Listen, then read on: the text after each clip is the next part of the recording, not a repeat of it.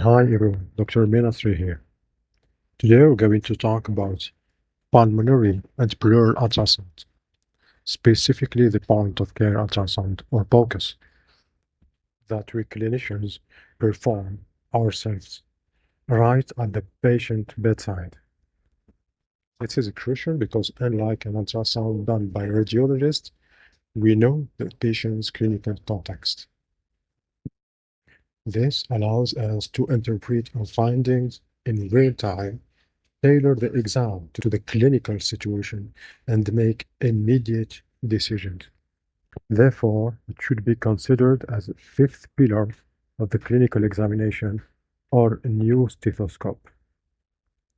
So it's essential to learn how to combine lung, pleural, diaphragmatic, and cardiac ultrasound when necessary. So the data is clear. Sensitivity is 95% for detecting pleural effusions, compared to 40 to 60% for standard chest X-rays. We can get a diagnosis in about 3 minutes versus 45 minutes just to set up for CT, and there is no radiation exposure. This makes ultrasound indispensable in the ICU. For practical integration, how do we integrate it? There are three major applications. One, dynamic monitoring of ARDS. The second one is guiding wheeling from mechanical ventilator, and also safety guiding procedures like thoracentesis. Examination technique. First, probe selection is crucial. The microconvex probe is your versatile all-rounder, a good compromise between penetration and resolution, ideal for obese patients and deep effusions. The linear probe offers a high resolution, perfect for the superficial pleura and for ruling out pneumothorax. And then we have the phased array or cardiac probe, allows for a rapid integrated heart-lung exam. Basic settings are key. Set depth to 5 to 8 centimeters and focus on the pleural line. Next, we must configure adapted position for the ICU patient. Patients are often supine, so we must adapt. A lateral exam is possible, even during mechanical ventilation. And you can use semi-recumbent position when possible. Using validated systemic protocol is very important. The blue protocol of bedside lung ultrasound in emergency. It uses 3 points per hemithorax and is designed for undifferentiated acute dyspnea in the ER.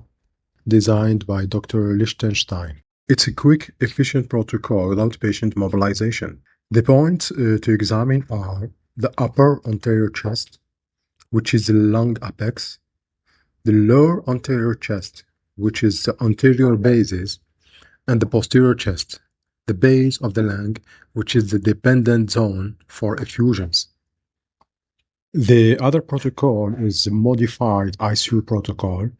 Here we divide the lung into 3 zones, anterior, lateral, and posterior, with 2 quadrants for each zone, superior and inferior. That's 6 quadrants per lung, 12 in total. We then establish a score based on the degree of aeration in each zone. This is the Lung Ultrasound Score, or LUS, of 0, 1, and 2. It's a rapid exam taking about 2 minutes, and it's perfect for ARDS monitoring and assessing therapy response. Now let's look at the essential anatomical landmarks. You must identify the ribs and their acoustic shadows. The intercostal space is your acoustic window, and the intercostal muscles from the superficial structures. The most important of all is the pleural line, which is a key structure. It's the interface between the 2 pleural layers. a hyperechoic horizontal line located between the rib shadows.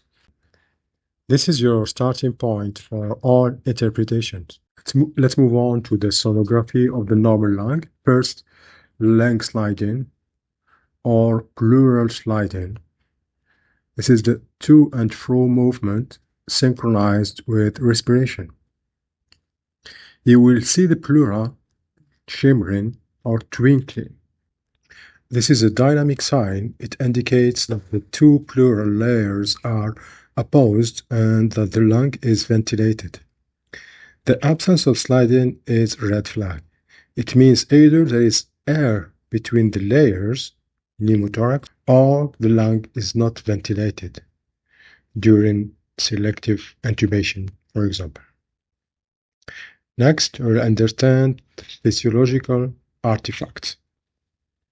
A-lines are reverberation artifacts. They appear as horizontal mirror lines below the pleura and are sign of normally aerated lung. B-lines are physiological when they are fewer than 3 per field. When normal, they are scattered, non-confluent, and isolated, and are frequent at the lung bases. So to recap, A-lines correspond to the repetition artifact of the pleural line in normal lung. They're horizontal lines that repeat. B-lines are vertical hyperechoic lines, so they look white that appear from the pleural line and extend to the bottom of the screen. They are often perceived as bright laser-like lines that move with respiration. When they are pathological, more than 3 per view, they indicate an alveolar or interstitial syndrome. Finally, the curtain sign, the diaphragmatic curtain, is the movement of the diaphragm during inspiration, which reveals the subdiaphragmatic structures. Its absence suggests diaphragmatic or pleural pathology. We'll finish with a quality checklist. A high-quality exam must show the 5 criteria of normality. A continuous and well-visualized pleural line. The second is a present and symmetrical bilateral sliding. The dominant and regular A lines.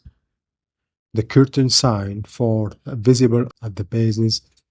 B lines fewer than 3 per field and only scattered. Then you must perform systematic technical validation.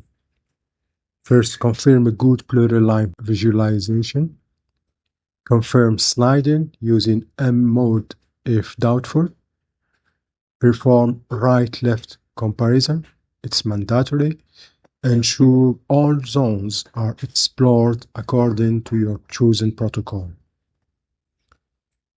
And be vigilant for frequent technical pitfalls.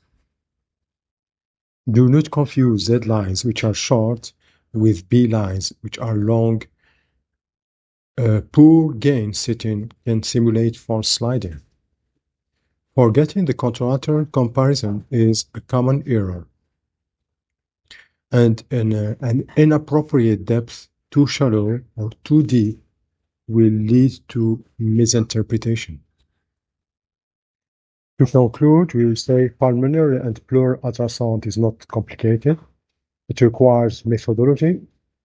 The literature is clear. A clinician with an ultrasound performs better than a clinician with only stethoscope and an X-ray.